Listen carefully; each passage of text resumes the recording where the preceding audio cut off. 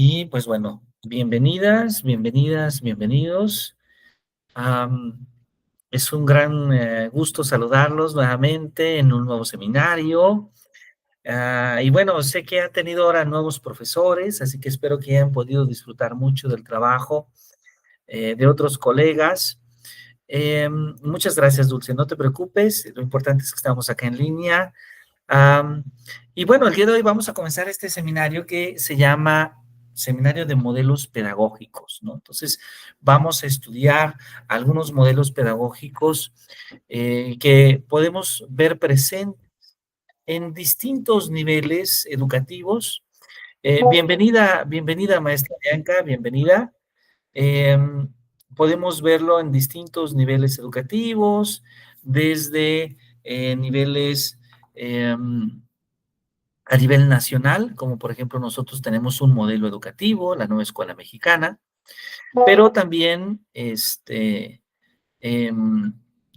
también tenemos modelos que podemos observar a nivel estado, a nivel de entidad federativa, y finalmente a nivel institucional, porque en muchas ocasiones las escuelas también presentan sus propios modelos pedagógicos. Un modelo pedagógico en realidad no es otra cosa más de que una manera de pensar la práctica educativa y claro, es al mismo tiempo una manera de percibir la realidad que observamos porque ciertamente el modelo no logra contener toda la realidad que se vive en el salón de clase, pero sí busca en cierta medida modelar, darnos una descripción de lo que nosotros esperamos que pase en el salón de clase. Entonces, los modelos pedagógicos son también una forma de poder conocer, de poder de alguna manera modelar, describir cómo esperamos que sea la práctica educativa. Y claro, debo decirlo, que la función de un modelo pedagógico es el que finalmente podamos planificar, podamos diseñar nuestra práctica docente y finalmente el modelo pedagógico se convierta en un modelo que pueda ser implementado ya en el salón de clase, en acciones educativas. Entonces, el día de hoy vamos a comenzar este seminario hablando de diversos modelos pedagógicos, y les doy una cordial bienvenida. Me da muchísimo gusto saludar a Carlos, a Dulce, a Bianca y espero que más adelante cuando nuestros demás estudiantes puedan ver este video también puedan disfrutarlo. Voy entonces a permitirme utilizar una presentación que me he permitido elaborar con la intención de poder guiar la discusión y poder hablar justamente de estos modelos pedagógicos. Y bueno, les hago una pregunta. ¿Ya pueden ver por ahí esta presentación? ¿Ya les aparece? Sí, doctor. Excelente, excelente. Entonces, creo que podemos comenzar con esta frase que debemos justamente a uno de nuestros grandes pensadores, que debemos a Aristóteles. ¿Y qué nos dice Aristóteles? Aristóteles nos dice justamente que enseñar no es una función vital porque no tiene el fin en sí misma, no tiene fin en sí misma. La función vital es aprender. A ver, entonces tratemos de reflexionar sobre qué es lo que Aristóteles trata de decirnos en esta frase tan importante. ¿Qué podríamos decir? No sé si Bianca, Dulce o Carlos, alguien desea compartirnos su reflexión.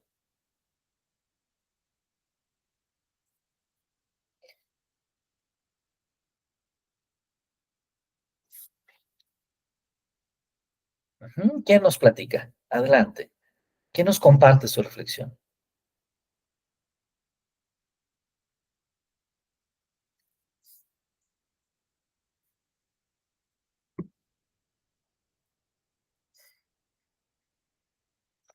A ver, voy a dejar de compartir un momento porque creo que también ya está con nosotros Aileen. Bienvenida, Aileen.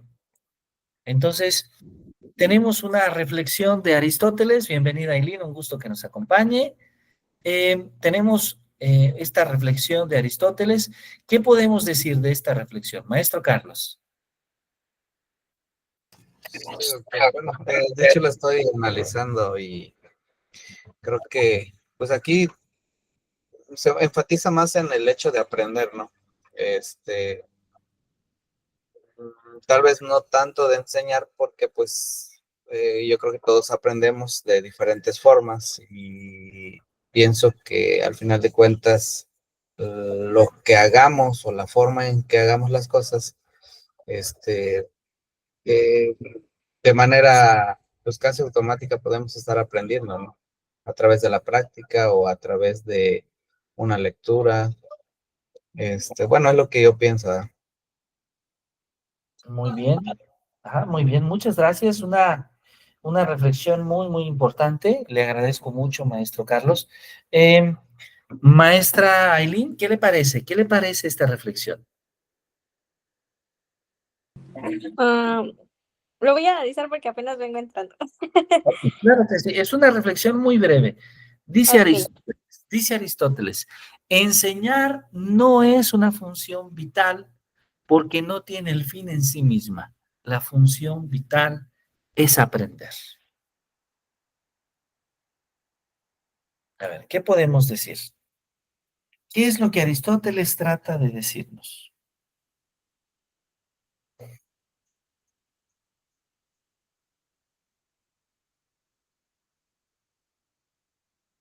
pues yo creo que como que se refiere a que, pues, bueno, al momento de enseñar, bueno, enseñar solo forma, o bueno, solo tiene sentido cuando los demás aprenden. Ajá, exactamente. Es decir, el ser humano, en la naturaleza del ser humano, no necesariamente es la de enseñar, pero sí podríamos decir que la naturaleza am, del ser humano es siempre aprender. Lo digo de esta forma. El niño, por ejemplo, puede aprender aún con la ausencia del padre, aún con la ausencia del maestro, aún con la ausencia de alguien que le enseñe. El niño puede aprender por sí mismo, solamente con la posibilidad de estar en contacto con el entorno. Sin embargo, y ahí aparece el sin embargo,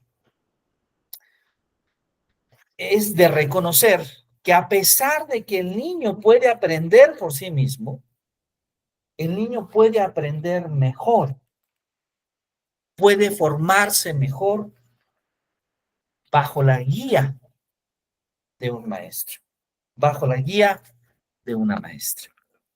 Entonces, a pesar de que la enseñanza no es una función vital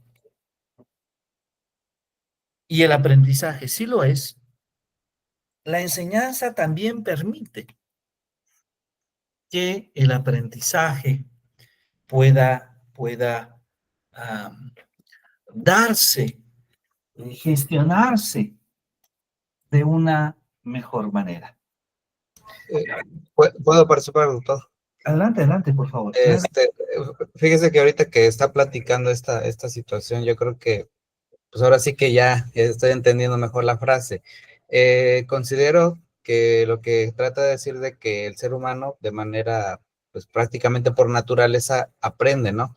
Sin embargo, entre mejor y mayor sea por ejemplo, un niño pequeño, si es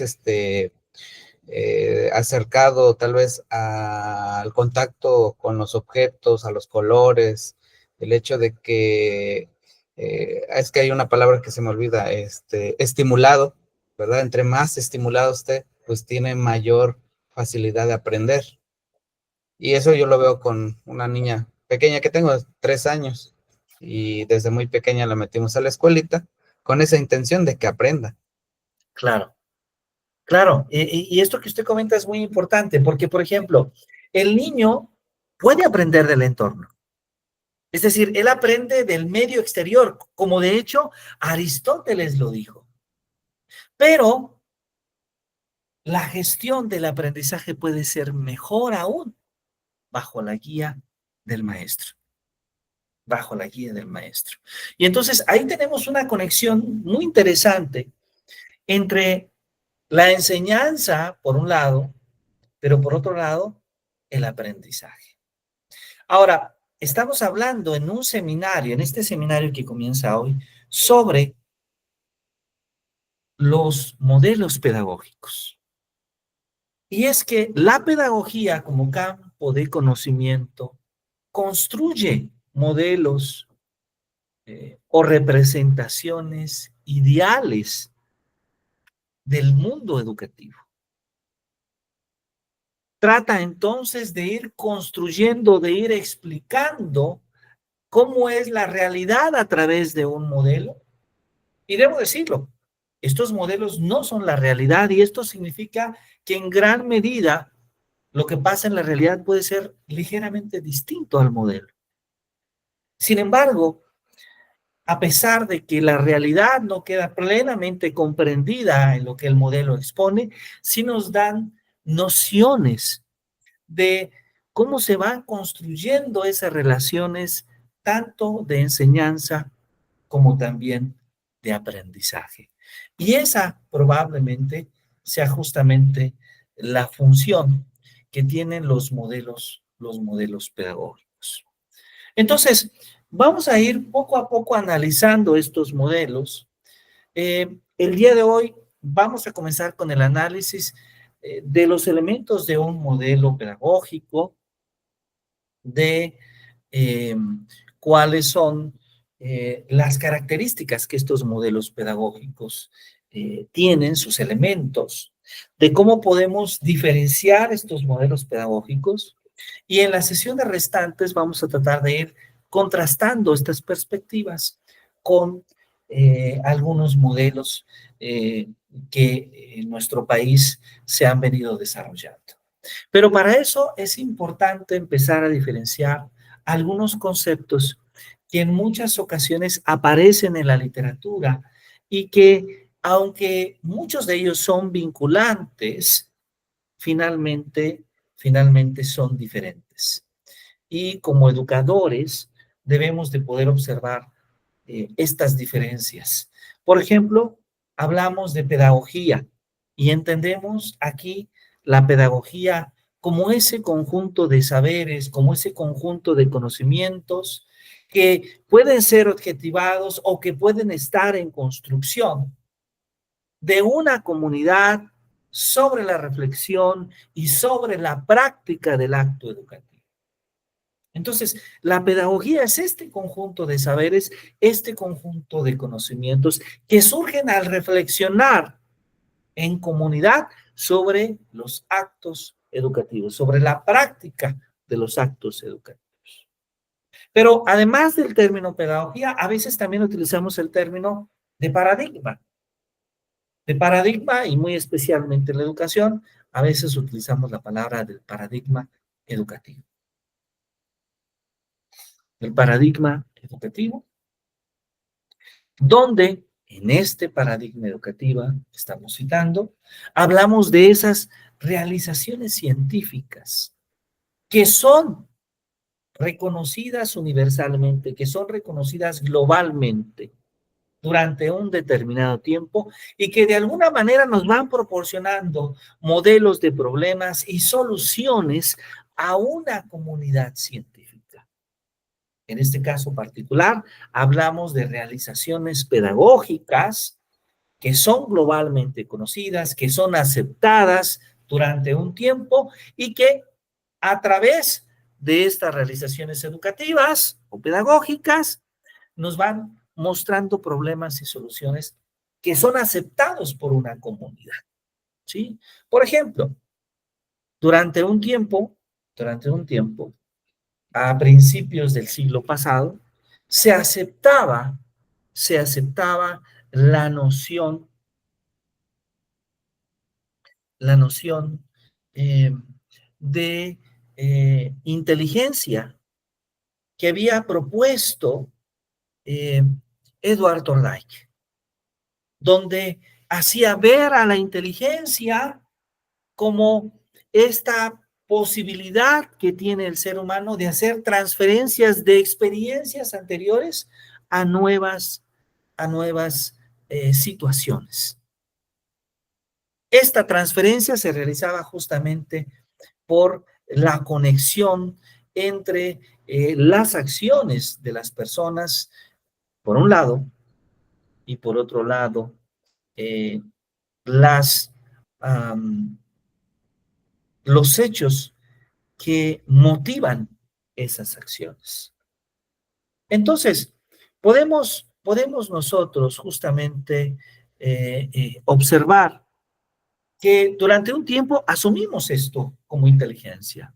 Durante un tiempo posterior, ya en los años 50, va a ser Jean Piaget quien hace una transformación de cómo entendemos la inteligencia y decimos, no, la inteligencia no es eso. La inteligencia está asociada a una estructura cognitiva que va desarrollando la persona y cuya base es una lógica operativa que va transformándose a través del desarrollo cognitivo de la persona. ¿Ven qué interesante? Y durante un tiempo, esta noción de inteligencia es aceptada. Es aceptada por toda la comunidad educativa hasta que en los años 80 alguien dice, bueno, pero es que entonces esta visión de la inteligencia es una noción que de alguna manera deja de lado otras habilidades que va desarrollando la persona. ¿Sí? Porque esta noción de inteligencia, de alguna forma, va a ser tomada por algunos psicólogos, por algunos pedagogos, por algunos educadores, como la noción de inteligencia. Así vamos a comprender la inteligencia desde Piaget.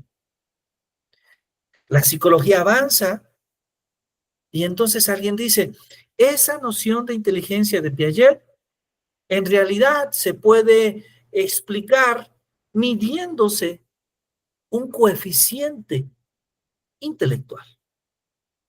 ¿Y cómo se mide este coeficiente intelectual? A través de determinadas pruebas en diversos campos cognitivos de una persona.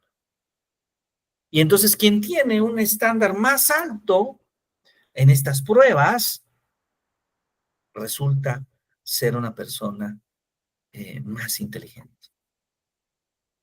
Y entonces asociamos la inteligencia al razonamiento, a las matemáticas, al lenguaje, y dejamos de lado otros aspectos importantes del ser humano, como es la gestión emocional, como es desarrollar habilidades conectadas con el movimiento del cuerpo, o conectadas con el cuidado de la naturaleza, o conectadas con la capacidad de cantar,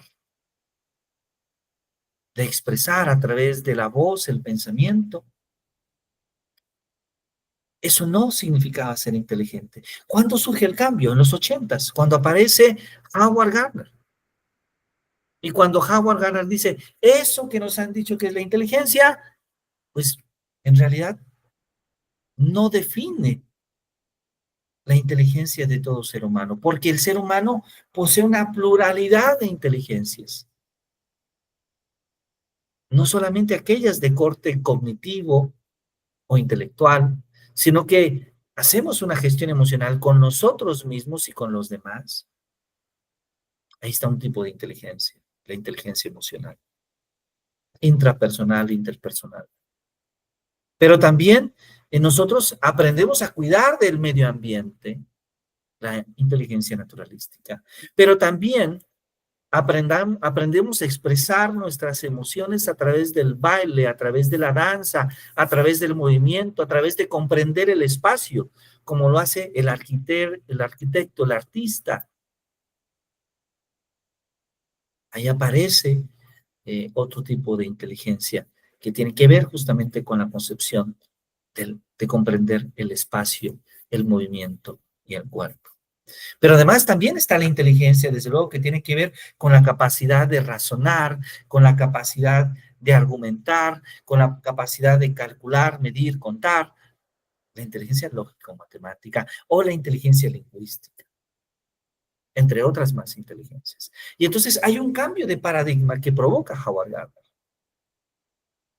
Hoy en día nos encontramos en un nuevo cambio de paradigma que nos dice que esa noción de Howard Gardner era solamente aproximada, porque resulta que hoy entendemos más cómo funciona nuestro cerebro gracias a la neuropsicología. Mejor aún que en la época de Howard Gardner. Y entonces nos damos cuenta que el paradigma entonces es temporal. La ciencia educativa cambia. La ciencia educativa se va transformando. A veces esos paradigmas son transiciones. A veces esos paradigmas son breves. A veces duran décadas. A veces estos paradigmas empiezan a tener una importancia que no solamente duran unas décadas, sino que pueden ser mucho más permanentes. Entonces, regreso un poquito a la presentación. Entonces nos damos cuenta que justamente el paradigma trata de explicar estas realizaciones educativas que son universalmente reconocidas, que tienen una duración definida y que buscan darnos modelos sobre problemas y soluciones que nuestro campo de conocimiento enfrenta como una comunidad educativa. Pero bueno, además de la noción de pedagogía, además de la noción de paradigma, tenemos que considerar también la noción de corriente pedagógica.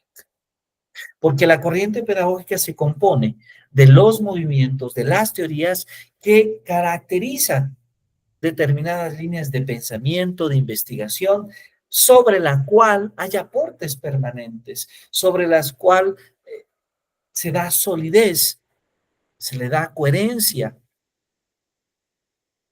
en un determinado tiempo a los discursos que van constituyendo estos movimientos y estas teorías. Inclusive estas corrientes a las que nosotros estamos haciendo referencia, nos hablan entonces de la formación del ser humano y ven a la formación del ser humano como el objeto central de la acción pedagógica. Entonces tenemos pedagogía, tenemos paradigma, tenemos corrientes pedagógicas y además tenemos modelos pedagógicos. ¿Qué son estos modelos pedagógicos?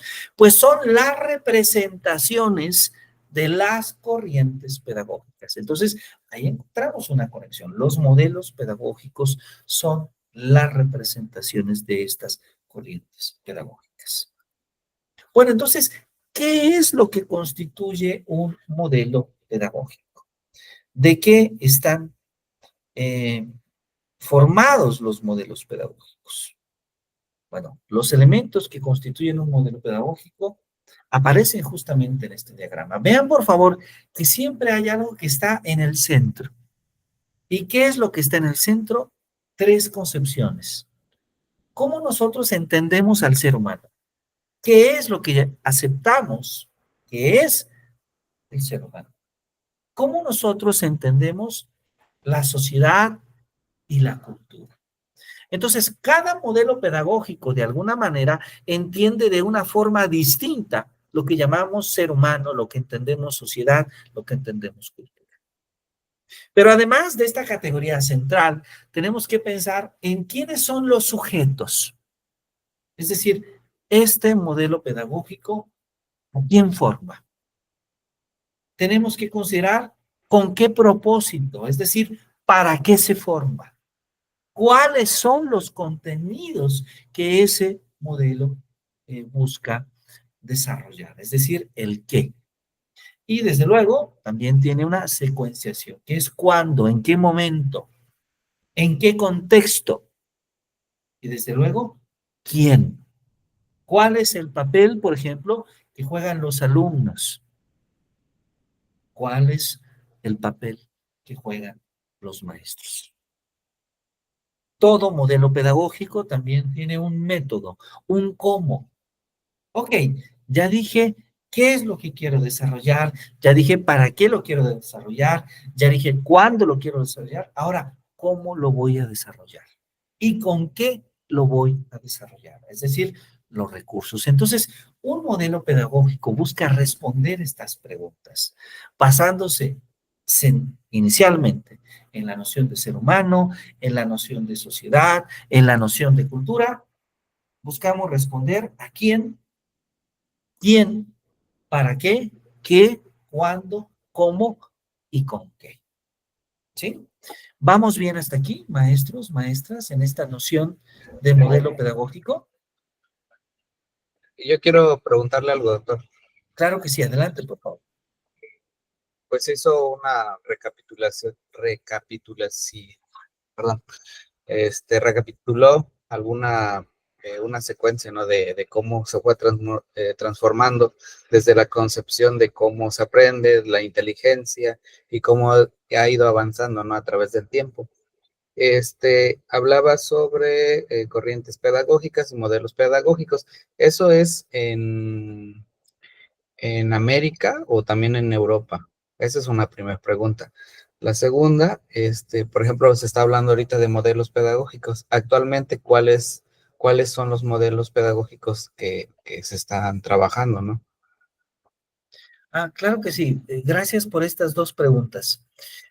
Bueno, en este primer ejemplo que yo puse, que es un ejemplo de alguna manera incompleto, porque hay muchas más teorías de la inteligencia, pero lo que quise hacer fue mostrar cómo durante un tiempo asumimos que algo es verdad, pero después nos damos cuenta que eso que asumimos como verdad en realidad es algo que se transforma y que entonces eh, el paradigma lo que hace es de alguna manera decirnos que una teoría es válida en determinadas condiciones y en un determinado tiempo, ¿sí? La noción de inteligencia ha cambiado y durante los principios del siglo pasado, la teoría de Thorndike se consideraba como una verdad. Después, la teoría de Piaget se consideraba como una verdad. Hasta hace muy poco, hasta los años 80, calcular el coeficiente intelectual era como medir la inteligencia. Pero Howard Gardner nos enseña que aunque midas la inteligencia, lo que estás midiendo no es exactamente la inteligencia, porque la inteligencia no es una, porque la inteligencia es una pluralidad. Esto por un lado. Ahora, estos tres ejemplos que mostramos son ejemplos globales, ¿sí? Thorndike en los Estados Unidos, Piaget en Suiza, en Europa, y Howard Gardner también en los Estados Unidos. Entonces, son tres perspectivas de la inteligencia globales. Ahora, hoy en día, desde luego que hay nuevos modelos pedagógicos y siempre vamos a entrar en aquella idea de que cada modelo pedagógico tiene ciertas fortalezas que nos hace decir que es una buena propuesta, como también cada modelo pedagógico puede tener algunas limitaciones. Los gobiernos implementan modelos pedagógicos. Hoy en día en nuestro país hay un modelo pedagógico que se llama Nueva Escuela Mexicana. Y hace un par de gobiernos atrás había un modelo pedagógico que se llamaba Aprendizajes Clave. Y cada uno tenía ciertas características, pero en lo general, siempre en estos modelos vemos la figura del sujeto. Vemos la figura del propósito, vemos la figura de los contenidos, de la secuenciación, de los contextos, del método, de los recursos. Es decir, todos los modelos pedagógicos tienen estas categorías. ¿Sí? Hoy en día hablar de modelos pedagógicos, que de hecho es la temática que vamos a tener a lo largo de las 3 sesiones, es revisar distintas maneras de ver la educación. Porque en realidad el modelo pedagógico lo que busca es decir, mira, esta es una forma en la cual podemos formar a las personas. No sé si esta sea la mejor forma posible. No sé si esta sea la forma en la que nosotros pensamos que deban de ser formadas. Pero es una forma de hacerlo, ¿sí? Esta es un poco la función que tiene un modelo pedagógico. ¿Sí, maestro? Sí, doctor. Sí, sí, sí, estuve muy atento a su respuesta. Sí. Ahora, Ujú. este modelo, con el que comenzamos, le llamamos el modelo pedagógico tradicional. Y decimos a veces que es tradicional, ¿sí? Porque lo tomamos como base, como un punto de partida eh, para hablar de una educación que se ha forjado desde principios del siglo pasado, desde principios del siglo pasado. Sin embargo, sin embargo, um, al mismo tiempo también es contemporáneo. ¿Y por qué decimos que es contemporáneo? Porque a pesar de que es tradicional, porque a pesar de que hablamos del pasado, nos referimos a él como el pasado, pues también es el presente, porque en muchas escuelas se sigue formando bajo este modelo. Y lo primero que habrá que decir es que no vamos a decir que un modelo es mejor que otro, porque ese tipo de comparación no es útil. Lo que pasa es que en diversas circunstancias y contextos, un modelo puede ser más eficiente que otro. Y aquí vamos a entender por eficiente en lograr la meta establecida, que es formar, que es que el alumno se forme, el alumno aprenda, desarrolle aprendizajes. Todos estos modelos permiten desarrollar aprendizajes, pero hay diferencias en cómo estamos pensando la formación. El modelo tradicional se basa en la idea de que la escuela es un espacio de instrucción para reproducir ¿qué? Para reproducir una sociedad dominante. Entonces, ¿a qué me refiero con ello? Me refiero que entonces la escuela en cierta medida busca reproducir aquello que socialmente eh, consideramos correcto, aquello que socialmente consideramos exitoso, ¿sí? Y entonces se va a la escuela y se busca reproducir esta idea de, ¿qué quieres ser? Ah, yo quiero ser un bombero, yo quiero ser un policía, yo quiero ser un abogado, yo quiero ser un médico, yo quiero ser un docente, un maestro, yo quiero ser el presidente. Es decir, reproducimos esta noción de una sociedad dominante, porque buscamos reproducir historias de éxito. Ahora, aquí tendremos que agregar cosas graves que pasan en nuestro país, porque hoy en día en muchas escuelas, cuando hacemos esta pregunta a los niños o a los adolescentes, hay alguien que dice, yo quiero ser narcotraficante. Y esto nos preocupa, porque entonces ese término ya se asocia con una visión de algo correcto, con una visión de éxito. Y esto es algo que nos debería de preocupar a las maestras y a los maestros y desde luego a la sociedad en general. Entonces, la escuela busca reproducir una sociedad dominante. Busca entonces imitar, busca que el alumno imite un modelo impositivo. ¿Cuál es el propósito? El propósito es prepararnos para desempeñar ciertos papeles sociales, ciertos papeles que sean acordes con las actitudes individuales. Nos preparamos para tener un rol en la sociedad. Y entonces, el contenido, el qué, es un legado cultural de las sociedades, ese conocimiento acumulado que vamos memorizando, que vamos apropiando en muchos casos.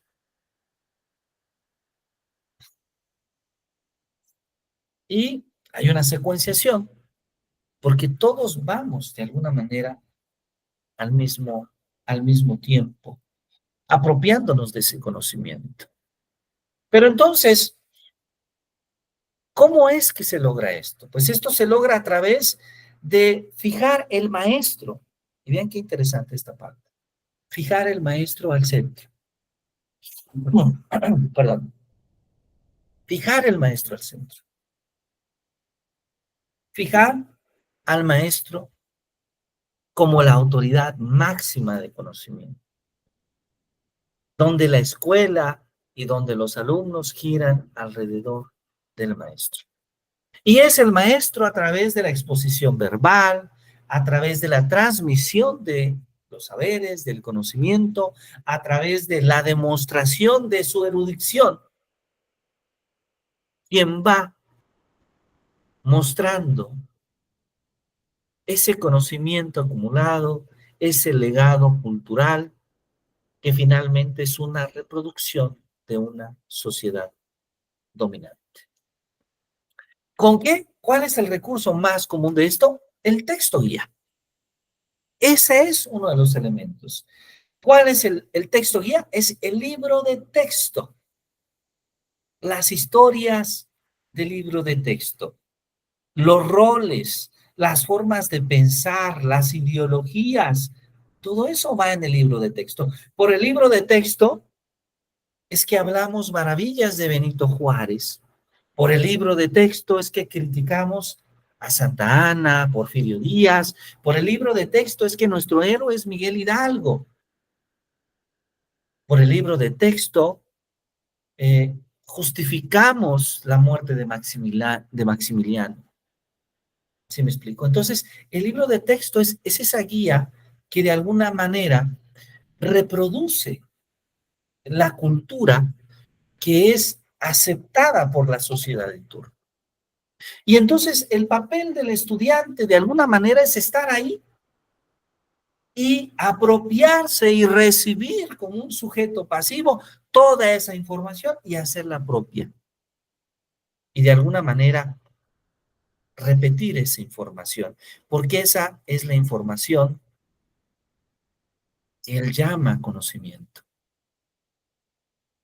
Entonces, si analizamos desde esta mirada un poco más crítica, podemos darnos cuenta cómo este modelo tradicional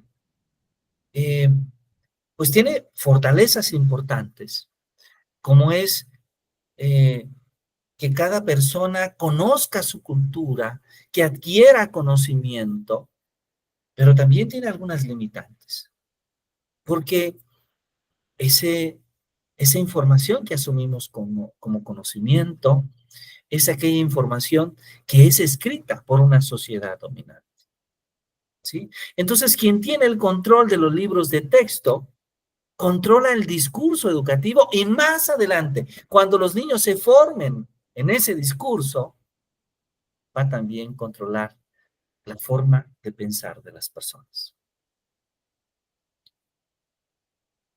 Probablemente hay dos ejemplos históricos que nosotros podemos mostrar.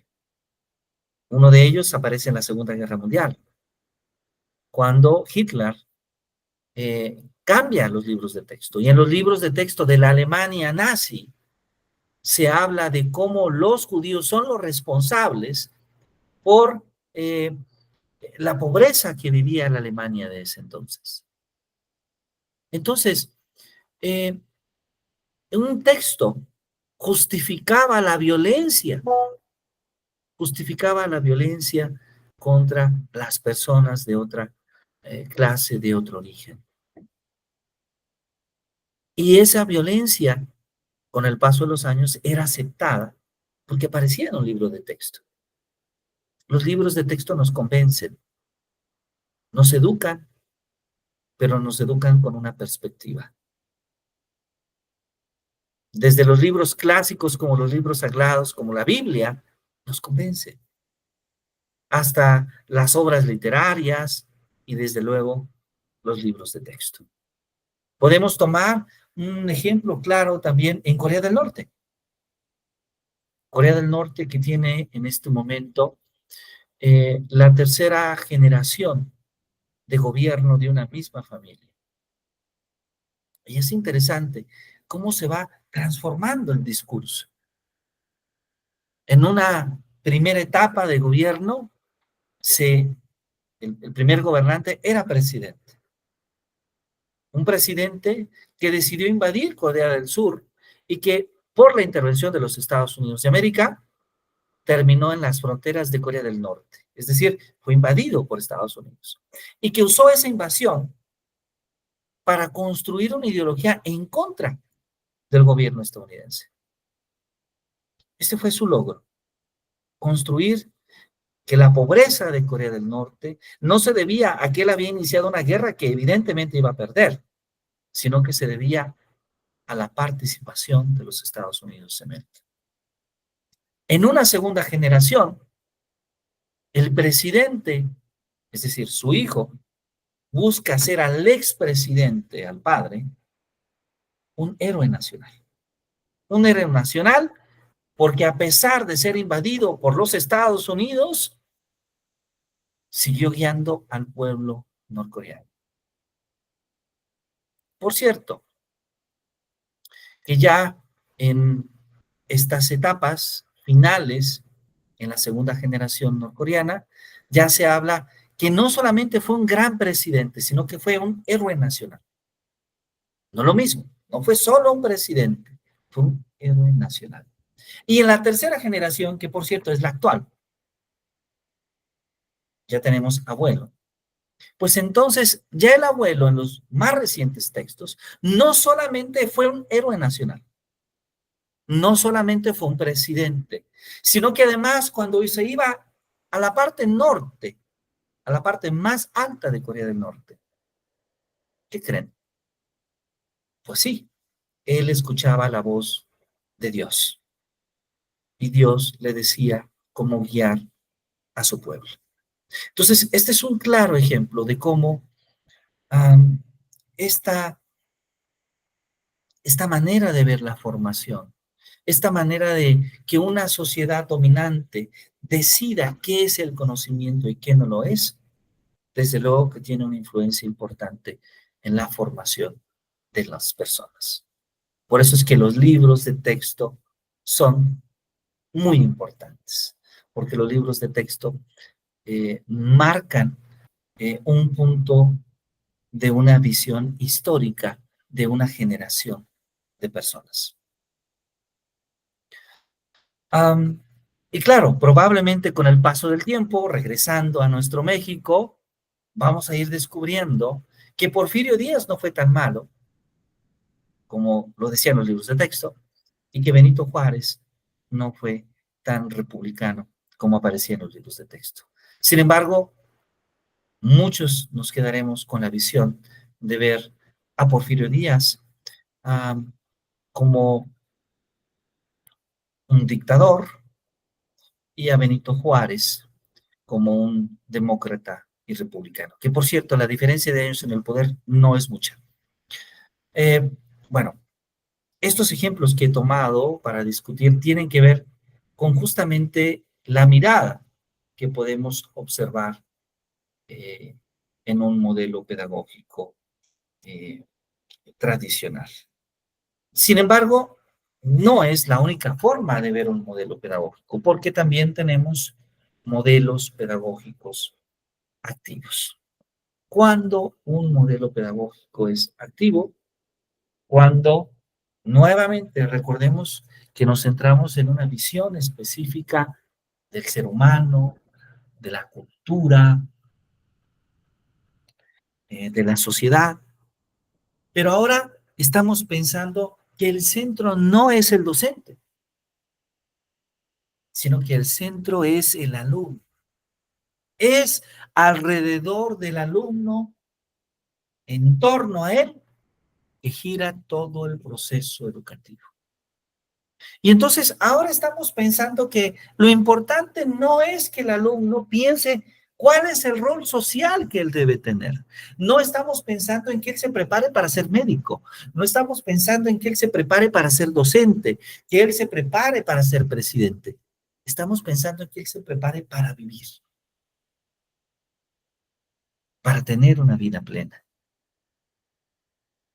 Y entonces, La naturaleza y la vida se convierten en el centro de interés. En algo que va de lo simple a lo concreto, como lo dijo Piaget, en algo que va de lo complejo a lo abstracto, como también lo dijo Piaget. Vemos ahí la influencia en este modelo pedagógico activo de Piaget, evidentemente. Y entonces, ¿quién se forma? ¿Quién participa en el proceso de formación?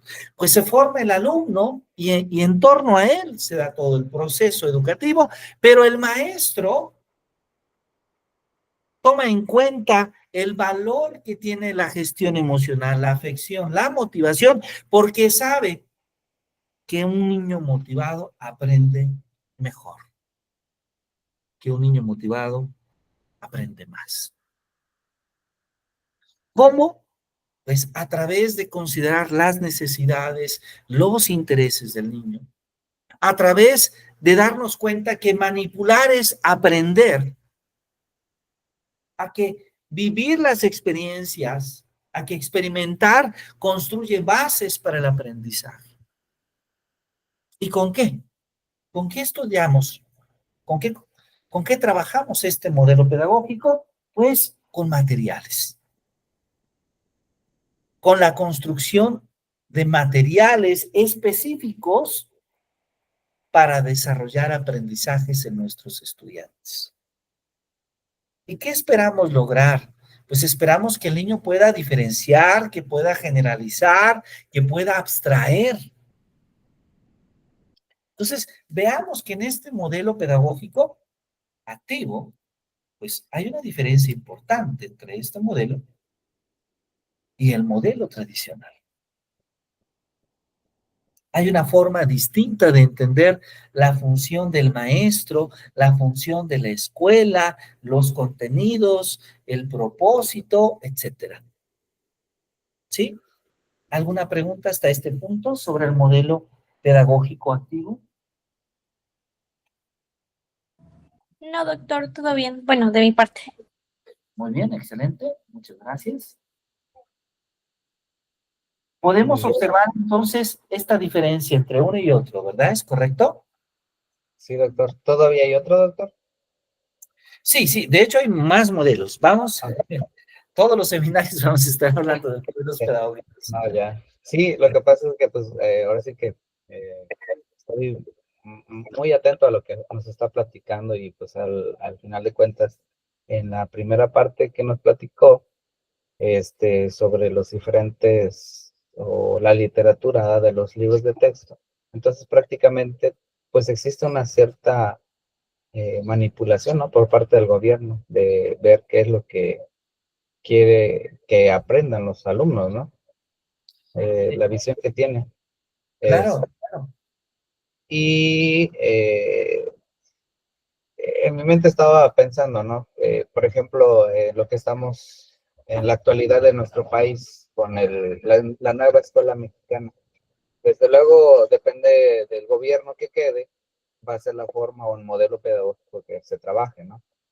Pero en este caso, por ejemplo, con este sexenio desde López Obrador, ahorita con el cambio y el mismo partido político, cuando inició fue como un concurso de modelos pedagógicos, o cómo se determina un modelo pedagógico, o no sé si usted pudo darse cuenta cómo se determinó este modelo pedagógico el que estamos en la actualidad.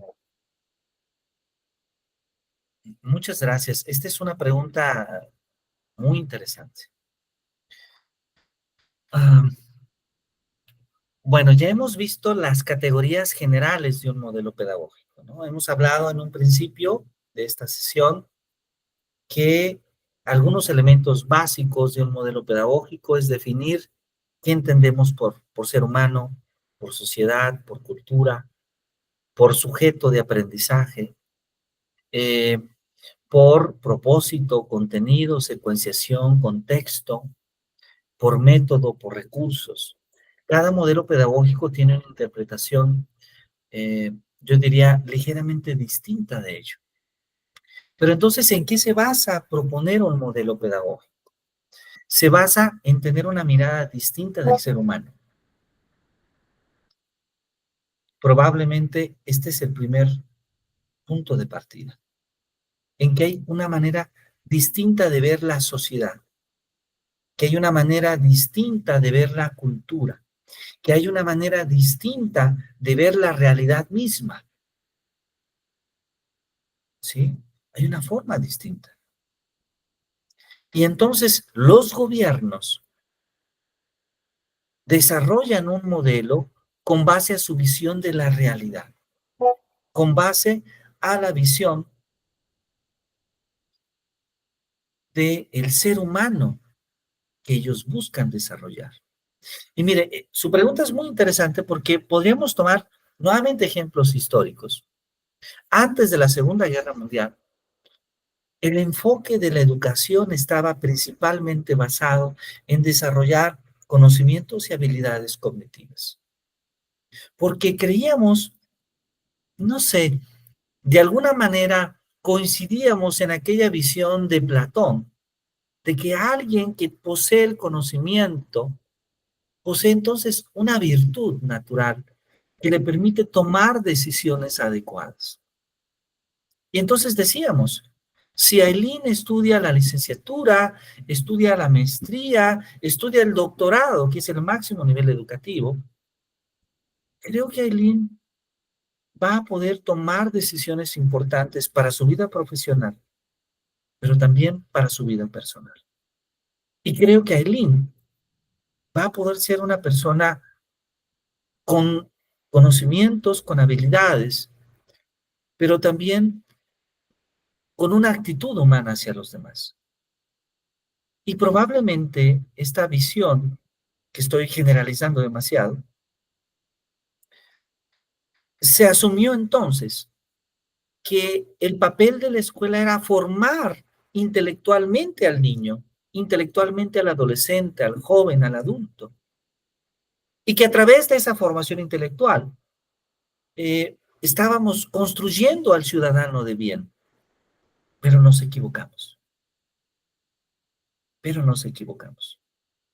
Porque la Alemania nazi era probablemente en esa época la cultura con un mayor desarrollo intelectual del mundo.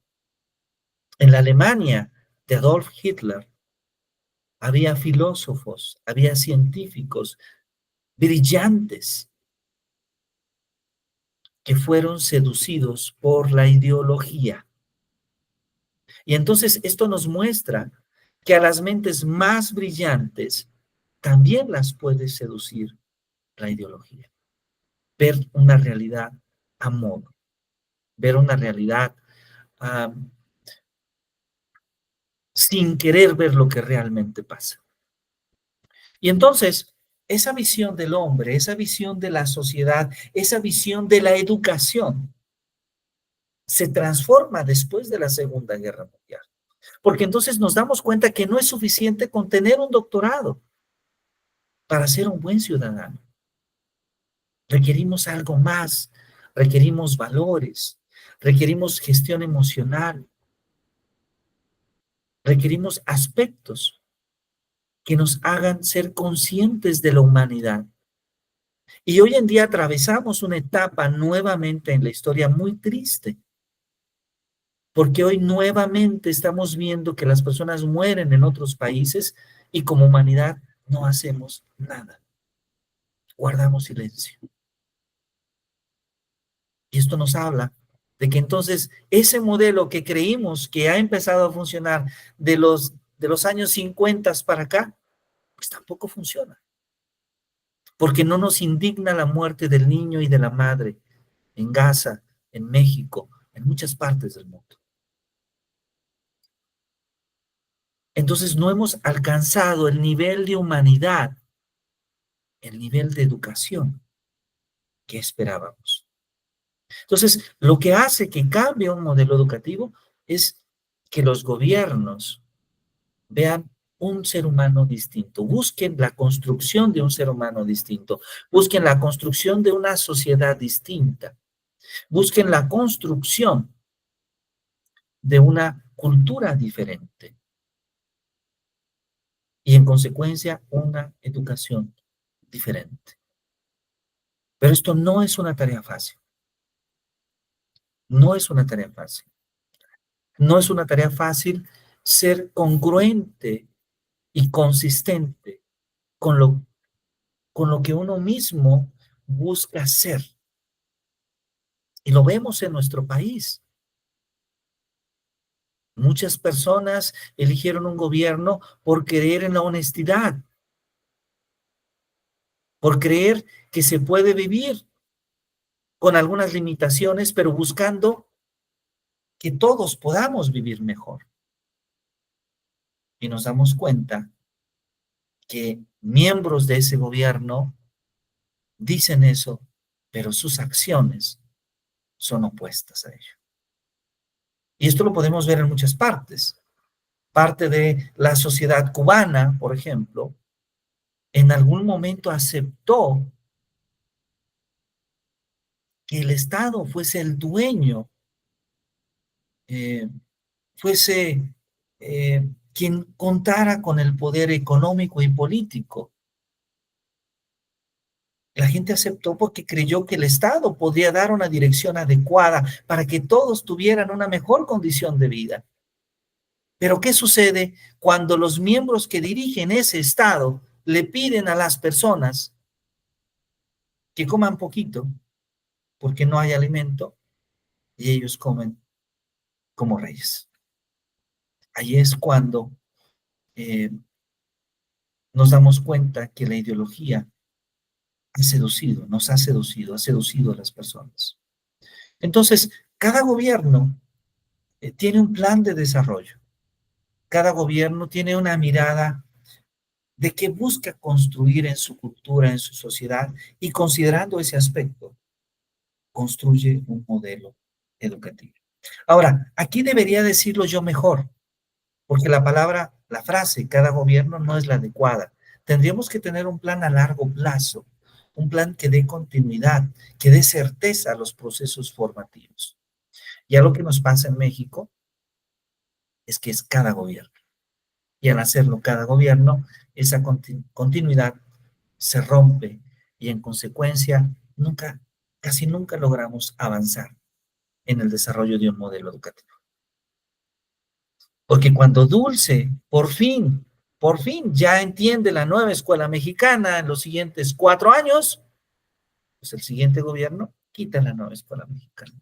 Cuando Ailín por fin entendía el modelo de los aprendizajes clave, el nuevo gobierno pone la nueva escuela mexicana. Entonces, esta es la historia de México. Maestro Carlos, me he excedido en tratar de contestar su pregunta. Espero que haya podido dar respuesta. Sí, gracias, doctor. Muy bien. Entonces, vamos a analizar estos modelos. Hemos comenzado con el modelo tradicional. Hemos comenzado con el modelo activo. Y vamos a tratar de cerrar con un último modelo. Hago el indicativo de que último modelo de esta clase, pero seguiremos hablando de modelos pedagógicos. Y ahora voy a referirme al modelo desarrollista, ¿sí? ¿Cuál es el modelo desarrollista? Recordemos que cada uno de ellos tiene una manera distinta de ver al ser humano, a la cultura, a la sociedad.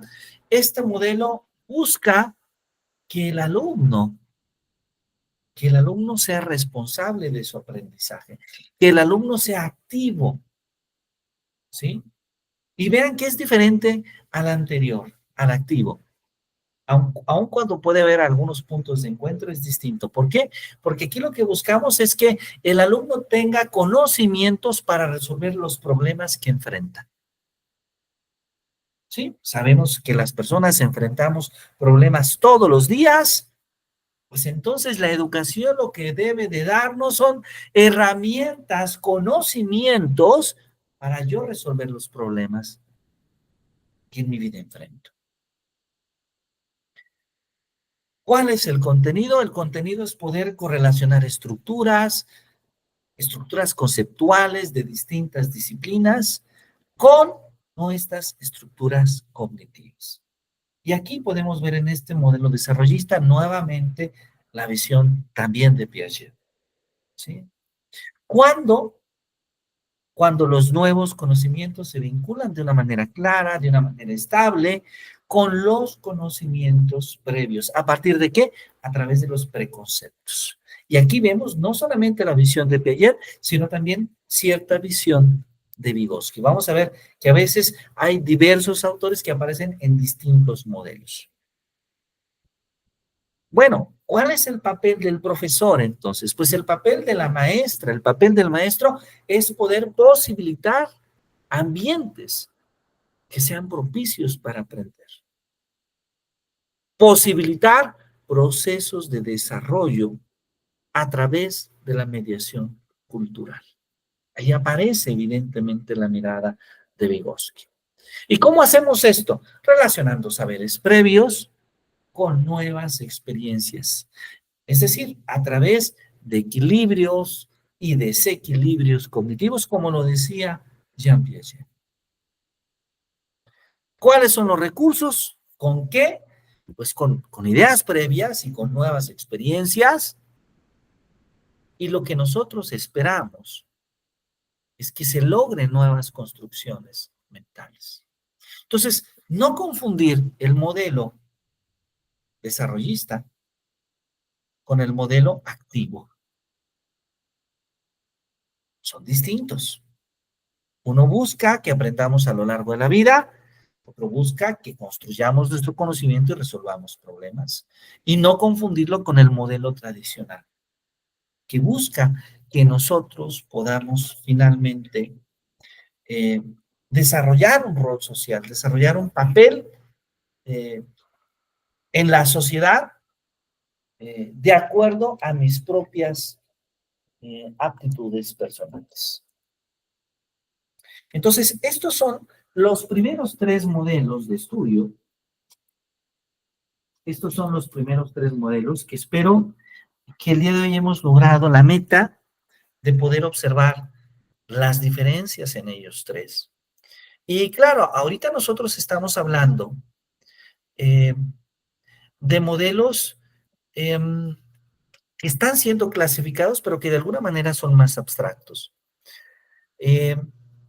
Más adelante vamos a revisar los modelos que hemos tenido en México. Y vamos a ver si logramos identificar más o menos, digo más o menos porque no es algo exacto, en dentro de qué categoría de este tipo de modelos puede quedar cada uno de los modelos anteriores. ¿Sí? Por lo pronto, nos llevamos estas tres visiones de la formación. Una formación basada en un modelo tradicional, una formación basada en un modelo activo, una formación basada en un modelo desarrollista. Bueno, maestra Eileen, maestra Dulce, maestro Carlos, preguntas, comentarios, estoy a sus órdenes. Sí, doctor. Hablaba sobre los tres modelos, ¿no? Que nos mencionó. Hizo comentario que posteriormente íbamos a analizar los modelos de México. Entonces, ¿esto podría decirse que es a nivel mundial o cómo lo puedo tomar? Sí, claro, estos son, ¿Cómo? digamos, un poco modelos abstractos. Lo que pasa es que cada país no necesariamente genera un modelo propio, sino que hay ciertas categorías que nos permiten diferenciar modelos establecidos. Y entonces, generalmente cuando hacemos un modelo, combinamos algunos de estos elementos, buscando que esa combinación pueda ser, desde luego, consistente, útil para explicar la realidad que vivimos en nuestro país, en nuestra región. Pero podríamos hablar de que estos modelos, lo que presentamos ahora es una mirada global. Sí, lo que presentamos ahora es una mirada global.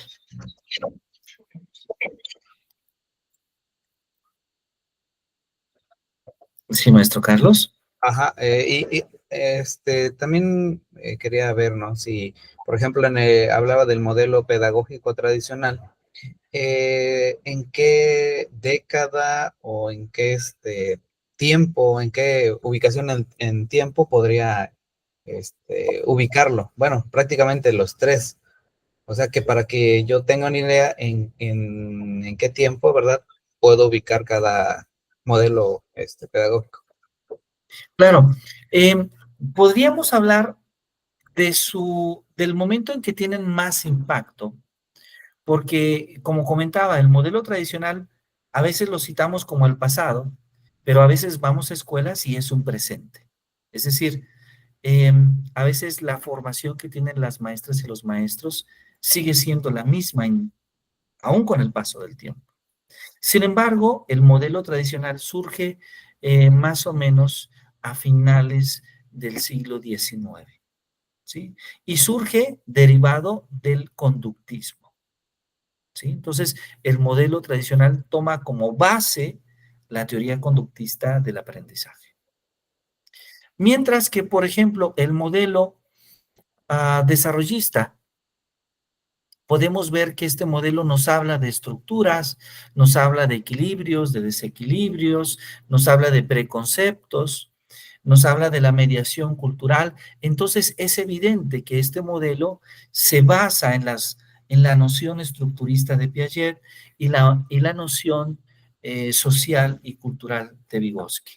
Vygotsky escribió esta noción en los años 30, Piaget escribió su visión estructurista por los años 50. Entonces podríamos hablar de que este modelo tiene un surgimiento entre los años 50 y 60. Pero insisto, muchas escuelas toman este modelo como base en la actualidad, ¿sí? Ahora, podríamos hablar finalmente del modelo activo. Un modelo que se basa en la idea de que hay que prepararnos para aprender a lo largo de la vida. Un modelo que asume ir de lo simple a lo concreto, de lo complejo a lo abstracto, que asuma que debemos de centrar eh, los procesos educativos en el niño, en la niña, en el adolescente, en el estudiante.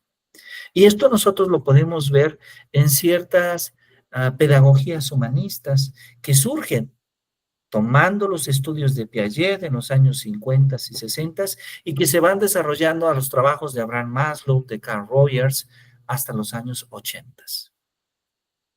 Entonces, como podemos ver, el surgimiento de estos modelos se va dando también de acuerdo a las nuevas formas de enseñanza, a las nuevas formas de aprendizaje que se van descubriendo en la pedagogía y en las teorías del aprendizaje, en las teorías educativas. Sí, maestro Carlos. Gracias. No, solo. Muchas gracias a usted. Maestra Aileen, maestra Dulce, ¿alguna pregunta antes del cierre? No, doctor, ninguna. Gracias. Bueno, pues entonces yo agradezco mucho que nos hayan acompañado. Espero que hayan disfrutado de esta primera sesión.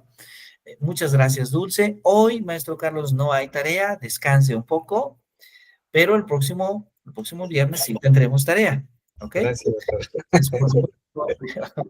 Hoy nos vamos sin tarea, solamente con estas reflexiones. Y bueno, ha sido un gran placer para mí saludarlos y verlos nuevamente. Nos vemos el próximo viernes. Que la pasen muy bien y que tengan una bonita noche. Gracias, doctor. Igualmente, bonito fin de semana. Bonita noche. Hasta luego. Bye, bye.